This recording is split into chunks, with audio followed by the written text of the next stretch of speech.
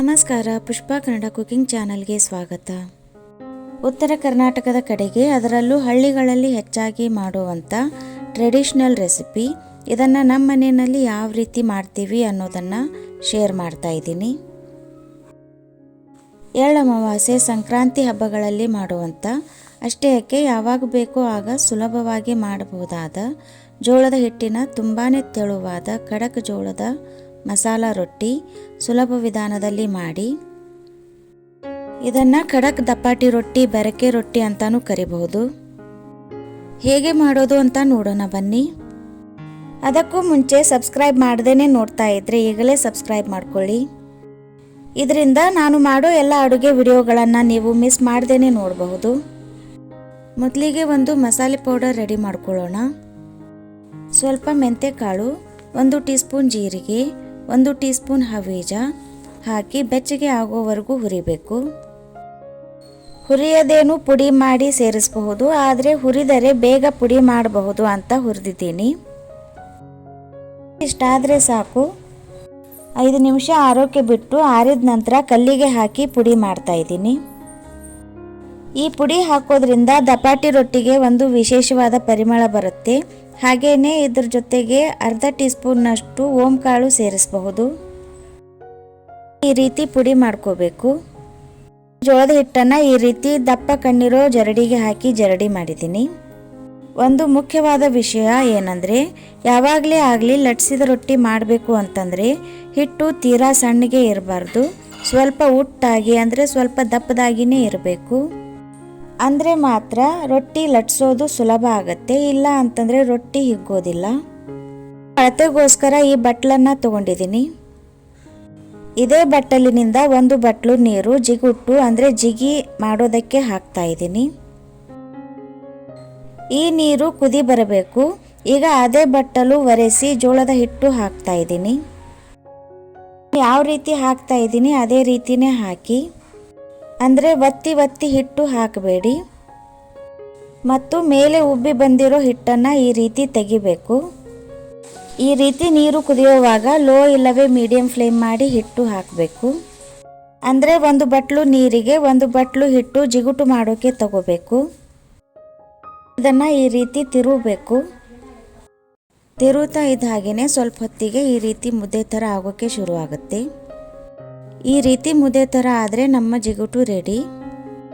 ಇವಾಗ ಇದನ್ನು ನಾದೋದಕ್ಕೆ ತಗೋತಾ ಇದ್ದೀನಿ. ಇಷ್ಟಾದ ನಂತರ ಇವಾಗ ಇದಕ್ಕೆ 2 ಬಟ್ಟಲಿನಷ್ಟು ಹಿಟ್ಟು ಹಾಕಬೇಕು. ಇದು ಕೂಡ ಅಷ್ಟೇ, ಇದೇ ರೀತಿನೇ ಹಾಕಿ ಒತ್ತಿ ತುಂಬಬಾರ್ದು. ಹಾಗೂ ಮೇಲೆ ಬಂದಿರೋ ಹಿಟ್ಟನ್ನು ತೆಗಿಬೇಕು. ಸ್ವಲ್ಪ ಹೆಚ್ಚು ಕಡಿಮೆ ಹಾಕಿದರೂ ನಡೆಯುತ್ತೆ, ಪರವಾಗಿಲ್ಲ. ಇವಾಗ ಮೊದಲೇ ತಯಾರಿಸಿದ ಪುಡಿ ಜರಡಿ ಮಾಡ್ತಾ ಇದ್ದೀನಿ. ಇದರ ಜೊತೆಗೇನೆ ಇವಾಗ ಸ್ವಲ್ಪ ಅರಿಶಿನ ಪುಡಿ, ಅರ್ಧ ಟೀ ಸ್ಪೂನ್ನಷ್ಟು ಉಪ್ಪು, ಸಣ್ಣದಾಗಿ ಕಟ್ ಮಾಡಿರೋ ಕೊತ್ತಂಬರಿ ಸೊಪ್ಪು ಸೇರಿಸಿ, ಬೇಕಿದ್ದರೆ 1 ಟೀ ಸ್ಪೂನ್ನಷ್ಟು ಹಸಿ ಖಾರ ಸೇರಿಸಿ. ನಾನಿಲ್ಲಿ ಜಿಗುಟು ಮಾಡಿರೋ ಪಾತ್ರೆನಲ್ಲಿನೇ ಹಿಟ್ಟು ನಾದೋದಕ್ಕೆ ನೀರು ತಗೋತಾ ಇದ್ದೀನಿ. ಜಿಗುಟು ಬಿಸಿ ಇರುತ್ತೆ, ಹಾಗಾಗಿ ಈ ರೀತಿ ಒಣ ಹಿಟ್ಟು ಹಚ್ಚಿ ನಾದ್ಕೋಬೇಕು. ಆಮೇಲೆ ಸ್ವಲ್ಪ ನೀರು ಹಾಕ್ತಾ ಗಟ್ಟಿಯಾಗಿ ಹಿಟ್ಟನ್ನು ನಾದ್ಕೋಬೇಕು. ಎಷ್ಟು ಗಟ್ಟಿಯಾಗಿ ನಾದ್ಕೋತೀವಿ ರೊಟ್ಟಿ ಅಷ್ಟು ಚೆನ್ನಾಗಿ ಬೇಗನೆ ಹಂಚಿನಲ್ಲಿನೇ ಖಡಕ್ ಆಗುತ್ತವೆ. ಹಿಟ್ಟು ಎಷ್ಟು ಮೆತ್ತಗೆ ನಾದ್ಕೋತೀವಿ ರೊಟ್ಟಿ ಕೂಡ ಅಷ್ಟೇ ಮೆತ್ತಗೆನೇ ಆಗ್ತವೆ. 1-2 ಸಲ ಸ್ವಲ್ಪ ಹಿಟ್ಟು ತಗೊಂಡು ಮಾಡಿ ನೋಡಿ, ಹದ ನಿಮಗೆ ಗೊತ್ತಾಗುತ್ತೆ. ಈ ರೀತಿ ಹಿಟ್ಟು ಒರೆಸಿ ನಾದೋದ್ರಿಂದ ಹಿಟ್ಟು ಚಿಪ್ಪಿ ಆಗೋದಿಲ್ಲ. ಅಂದರೆ ಕೈಗೆ, ಲಟ್ಟಣಿಗೆಗೆ, ಕಲ್ಲಿಗೆ ಅಂಟೋದಿಲ್ಲ. ಈ ಥರ ಹಿಟ್ಟು ಗಟ್ಟಿಯಾಗಿ ನಾದ್ಕೋಬೇಕು. ಹಿಟ್ಟು ನಾದಿದ ನಂತರ ಒಂದೇ ಅಳತೆಯ ಉಂಡೆಗಳನ್ನು ಮಾಡ್ಕೊಳ್ಳಿ. ಇದರಿಂದ ಒಂದೇ ಅಳತೆಯ ರೊಟ್ಟಿ ಮಾಡಬಹುದು. ನಾನಿಲ್ಲಿ ಲಟ್ಟಣಿಗೆಗೆ ಪ್ಲಾಸ್ಟಿಕ್ ಹಾಳೆ ಸುತ್ತಿಲ್ಲ, ಹಾಗೇನೆ ಮಾಡ್ತಾ ಇದ್ದೀನಿ. ನೀವು ಬೇಕಿದ್ರೆ ಪ್ಲಾಸ್ಟಿಕ್ ಹಾಳೆ ಸುತ್ತಬಹುದು. ಬೇಡ ಹಾಗೆ ಮಾಡ್ತೀನಿ ಅನಿಸಿದರೆ ಮಾಡಬಹುದು. ಸ್ವಲ್ಪ ಒಣ ಜೋಳದ ಹಿಟ್ಟು ಕೆಳಗೆ ಹಾಕಿ ಈ ರೀತಿ ಸ್ವಲ್ಪ ಕೈಯಿಂದ ಅಗಲ ಮಾಡ್ಕೋತಾ ಇದ್ದೀನಿ. ಇಷ್ಟಾದ ನಂತರ ರೊಟ್ಟಿ ಮೇಲೆ ಸ್ವಲ್ಪ ಒಣ ಹಿಟ್ಟು ಸವರಿ, ಹಾಗೆಯೇ ಲಟ್ಟಣಿಗೆಗೂ ಕೂಡ ಸ್ವಲ್ಪ ಒಣ ಹಿಟ್ಟು ಸವರಿ ಈ ರೀತಿ ಲಟ್ಟಿಸಬೇಕು.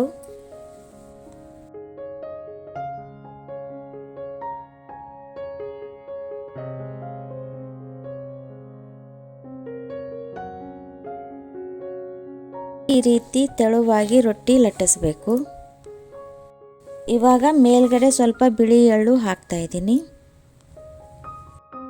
ಲಟ್ಟಣಿಗೆಯಿಂದ ಹೀಗೆ ಸ್ವಲ್ಪ ಲಟ್ಟಿಸಿದ್ರೆ ಎಳ್ಳು ರೊಟ್ಟಿಗೆ ಅಂಟುತ್ತೆ.